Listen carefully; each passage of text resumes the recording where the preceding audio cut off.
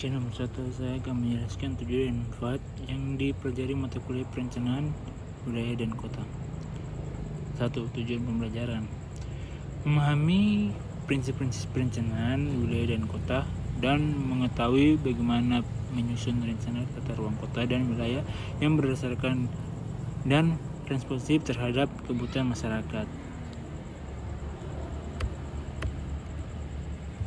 Nomor 2, saya akan menjelaskan definisi perencanaan dari sederhana sampai yang rumit.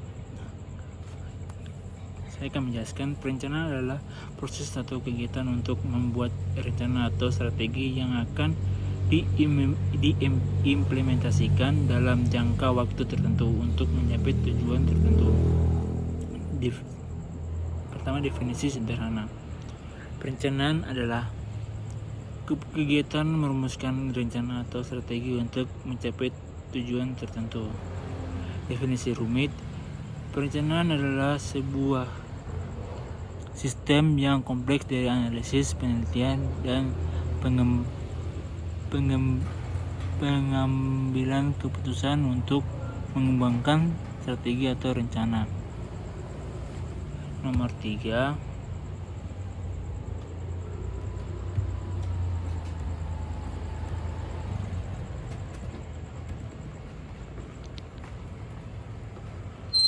saya akan menjelaskan jenis-jenis wilayah berdasarkan pandangan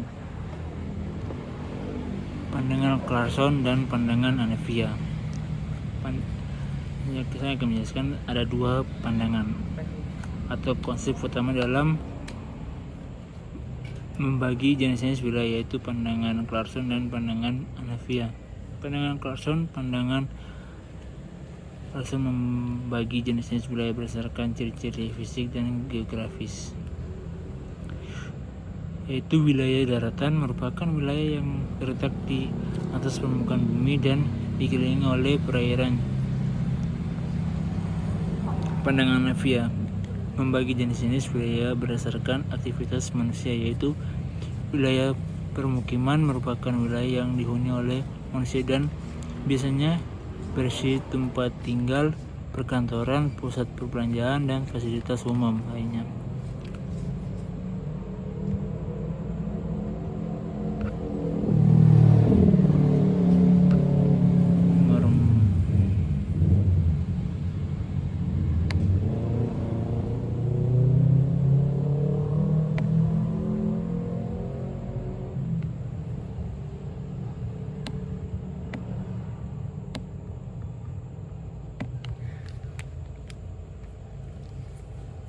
Saya akan menjelaskan jenis-jenis kota dan cakupannya.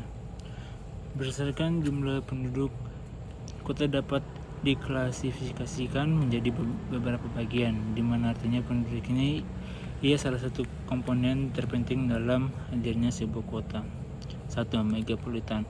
Kota megapolitan adalah daerah perkotaan yang memiliki jumlah penduduk 5.001 jiwa. Contoh kota megapolitan yang ada di Indonesia adalah Jabodetabek, Jakarta, Bogor, Depok, Tangerang, dan Bekasi. Hadirnya kota megapolitan membawa dampak bagi kemajuan perekonomian dan infrastruktur negara Indonesia. 2. Metropolitan. Jumlah penduduk yang mendiami kota metropolitan antara 1.001 sampai dengan 5.000 jiwa. Contoh kota metropolitan adalah daerah yang menjadi ibu kota provinsi seperti Semarang, Medan, Padang, Pekanbaru, Surabaya, dan Pasar, Pontianak, Makassar, Manado, dan lain sebagainya. 3. Kota besar. Kota besar memiliki penduduk sekitar 500 sampai dengan 1.000 jiwa. Dengan jumlah penduduk seperti itu, maka yang disebut kota besar biasanya adalah kota madya yang berada di berbagai provinsi seperti Surakarta, Salatiga, Magelang, Tegal, Madiun, dan lain sebagainya. Hadirnya kota besar biasanya ditandai dengan 2 administrasi yang berbeda, yaitu wilayah kota dan kabupaten. Kota sedang atau kota sempit. Menurut Kamus Besar Bahasa Indonesia, yang disebut kota sedang memiliki pengertian kota yang menjadi pusat dalam lingkup kecamatan. Berdasarkan jumlah penduduk, Kota sedang memiliki masyarakat seperti 101 sampai 500 jiwa. Dengan jumlah seperti itu, maka kota sedang bisa dikatakan tidak terlalu padat. Seperti contoh Kabupaten Semarang terdapat beberapa kecamatan, antara lainnya Ugaran. 5. Kota kecil. Jumlah penduduk yang terdapat dalam kota kecil antara 20 sampai 100 jiwa. Indonesia adalah negara kepulauan. Untuk mencapai pulau-pulau terpencil butuh mengarungi lautan yang luas.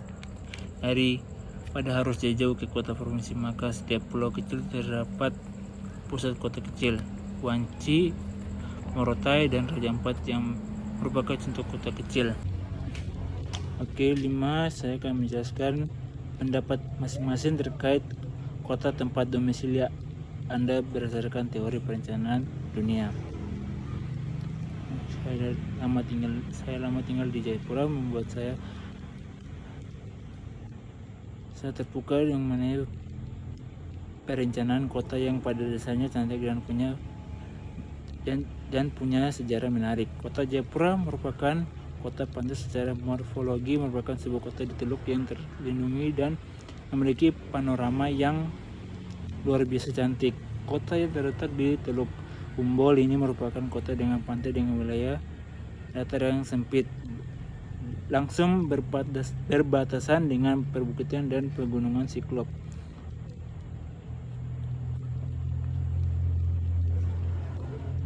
Langsung saya idealnya konsep wilayah pantai dalam perencanaan kota mengutamakan beberapa hal. Yang satu, membiarkan wilayah pantai sebagai lokasi umum yang terbuka. 2. Pola jalan mengikuti pola alam yang disesuaikan dengan kontur wilayah tanpa mengubah pola alami. 3. Pola permukiman mengikuti kontur wilayah dengan pengaturan yang baik. 4. Pola pembangunan tambatan, kapal, dan pelabuhan diatur sedemikian rupa sesuai dengan estetika dan kondisi pantai. Nomor yang kelima itu tentang Jembatan Miri yang sangat bagus. Bisa orang tempat nongkrong atau olahraga dan lain-lain. Terima kasih. Sekian dari hasil kerja OT saya. Terima kasih.